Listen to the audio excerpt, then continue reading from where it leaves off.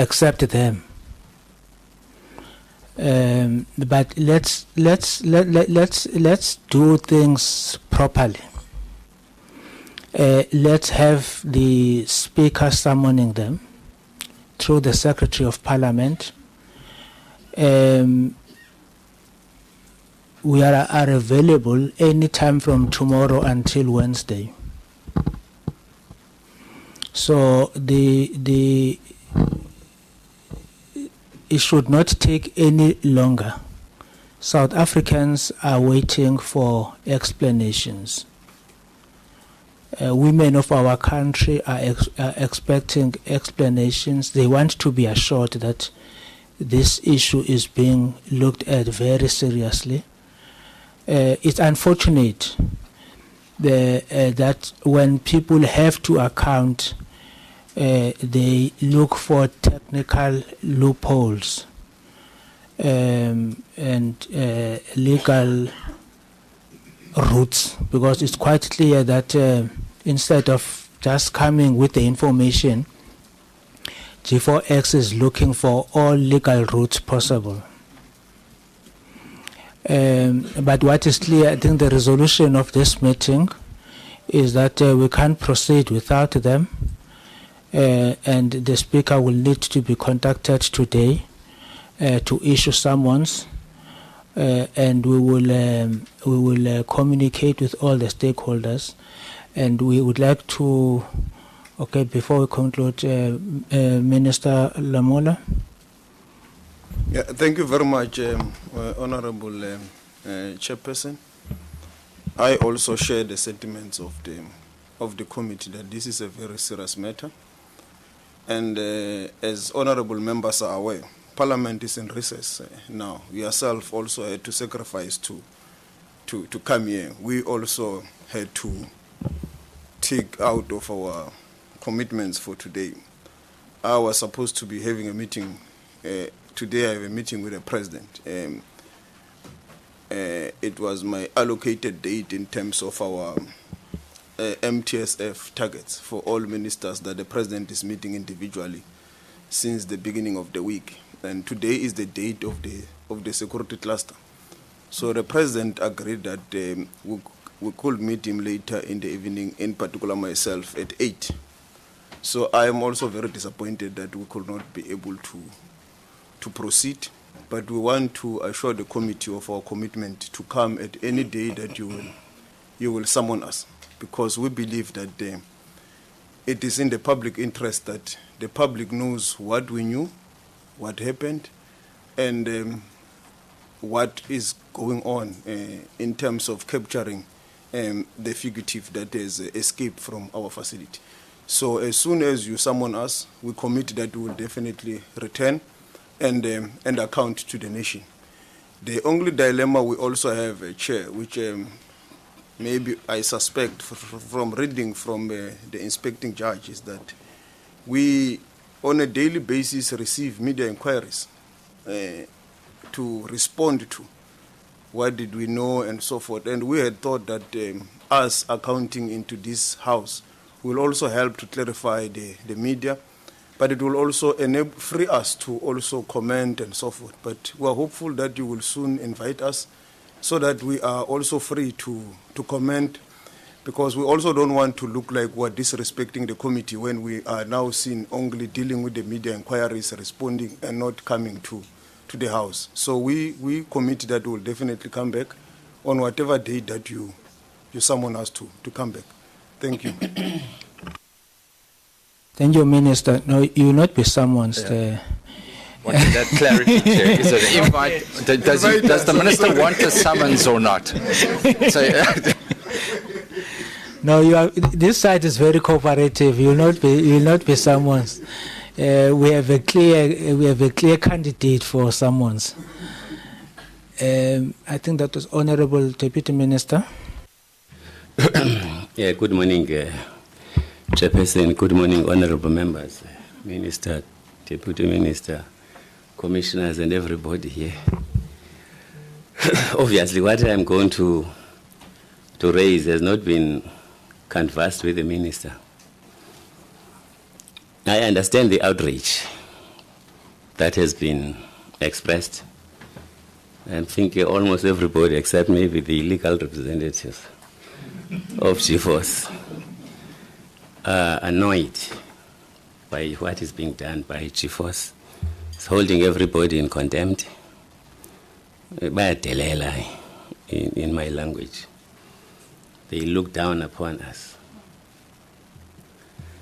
Now, everything that is about Bester is out there in the public domain. I would imagine that even the presentations that have been prepared are already known to the media. And there's nothing to be hidden, at least on our part, from the public. Because here we are meeting in the name of the public, in the presence of the public. So I'm just wondering, what is it what prejudice is anyone going to suffer by us making these presentations that have been, I believe, so meticulously prepared by the people here? What harm are we suffering in sharing with the Portfolio Committee the information that we have? And then you call on GFOS at an appropriate time and get them to account. I know that the preferred approach would be to sequence the presentations in a manner that is going to put GFOS in the spot, because they are the people who are supposed to be giving us information about what happened. We have all interacted with GFOS, the department, both departments, I'm sure, JICS and everybody else. So we know what they want to say, we know what they don't want to say in our interaction with them. So I'm just wondering aloud as to what is it that we are going to suffer. I'm thinking of the cost of all of us coming down here, money-wise, and also the work, the responsibilities, the commitments that we had to carry out, were it not for us having to come here. Now, if we are going to take another day to be here again for the same thing, I think from another angle, the public might not take kindly to the wastage that has been occasioned by a criminal and his supporters for us to be here. As I said, I didn't canvass this with anyone, but I would be happy to hear indeed as to what it is that, what prejudice is anyone going to suffer if we make these presentations and account as we are supposed to the committee. Thank you very much, Deputy Minister. Minister Lamula. Yeah, Chair, will be guided by the. If you say we proceed, we will proceed. If you adjourn, we will come back. Thank you. Thank you very much, Honorable Engelbrecht. Thank you, Mr. Chair. Honourable Minister and Honourable Deputy Minister, it is not about the contents of your presentations.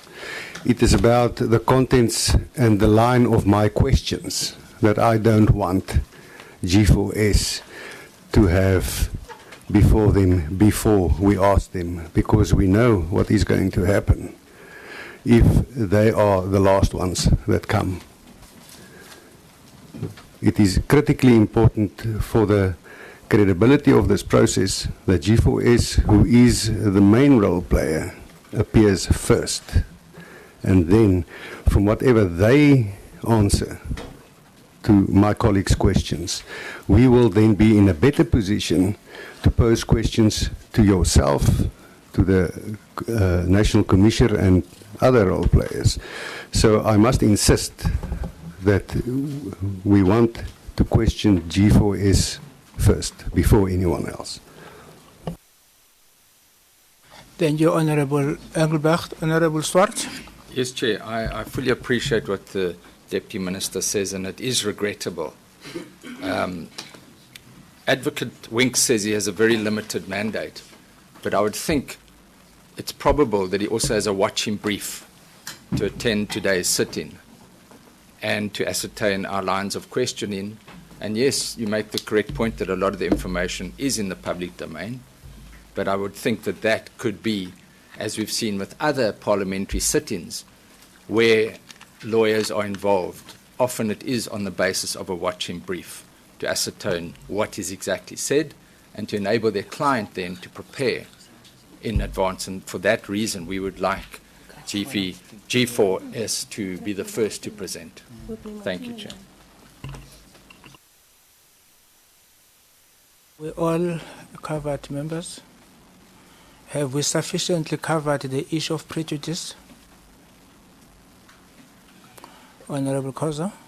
Thank you, Chair. I agree with the previous colleagues. To proceed with the presentations would be putting the cart before the horse, and it will create a problem for us. Let them come here. Once they're summoned, they can bring their lawyers too, so that their lawyers are properly invited here, not this ambush that they've subjected us to. Honorable Khoza. Honorable Breitenbach. Thank you, Honourable Chair. Yes, I would just mention that it may have been more palatable if the legal representation of G4S had identified themselves prior to the meeting starting, then this animosity may not have existed. I would have thought it would be the proper thing to do to say, hello, we're here, and this is why we're here, not hide in the back there. However, to address further the point raised by the Honourable Deputy Minister, Chair, I believe that our process here will be prejudiced if we proceed without G4S being present. I believe that, again, it's tantamount to calling the most important person in the process last, and gives them all the opportunity to determine the direction that the wind is blowing and prepare accordingly.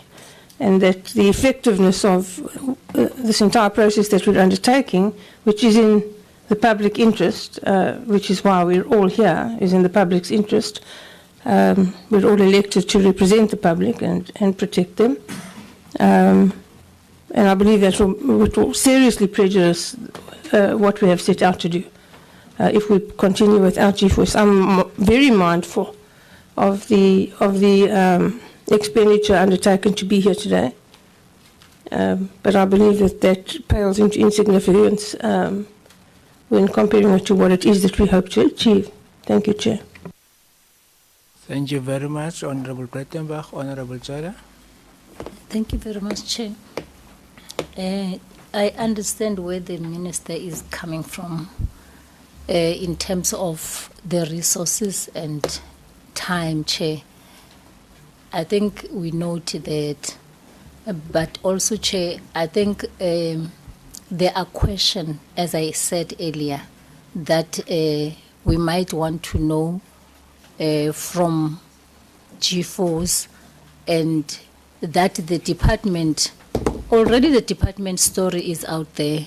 The Minister had a briefing, so the public outside know exactly the line of and the content of the department, and also the presentations that we received earlier from the department.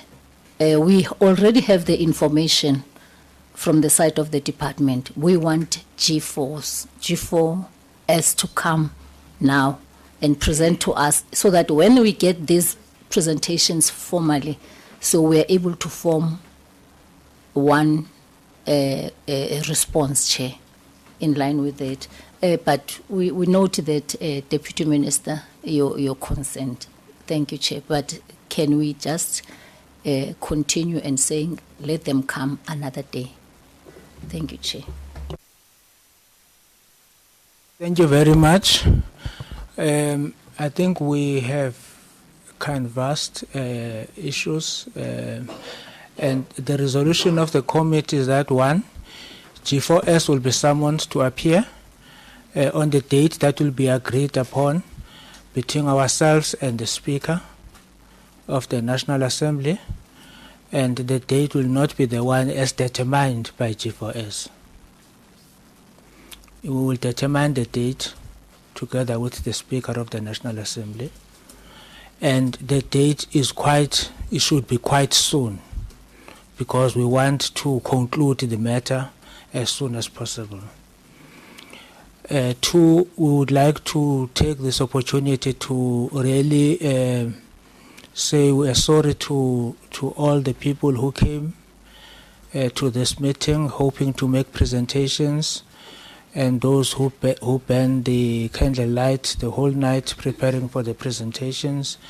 But we think that it is in the interest of finding the truth that we have to stick to the sequence as we had earlier agreed to, that G4S will be the one that must make its presentation and be engaged with that presentation first before we go to other presentations, because each presentation, once it is made, it is going to be thoroughly engaged with by the members of the committee, and then thereafter we will be able to write a report to the House with recommendations as to what do we think needs to be done. We will communicate with yourselves as when after we have engaged with the Speaker as to the next available date, which will be binding to everybody, including G4S. It will be binding to everybody, including G4S. No one has the option of telling Parliament which date suits them, as much as Parliament must act reasonably.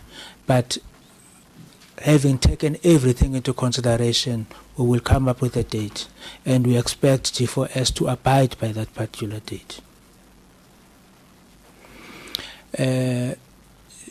Judge Cameron, Minister Lamola, Deputy Minister Ngolomisa, Deputy Minister Matale, National Commissioners, and everybody in the room, thank you very much. The meeting is adjourned.